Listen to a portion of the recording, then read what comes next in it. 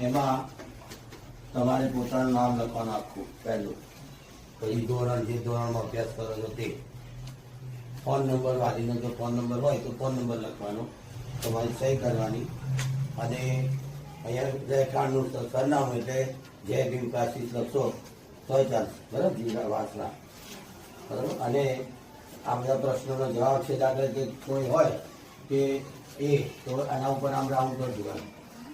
જો જવાબ બી આવ્યો, બી હોય તો બી ઉપર આ બી લખ્યો છે, આમ બી છે ને, તો એના ઉપર આમ રાઉન્ડ, આમ જો ખરું નહીં કરવાનું, રાઉન્ડ કરવાનું, લખવાનો એક જ જવાબ લખવાનો.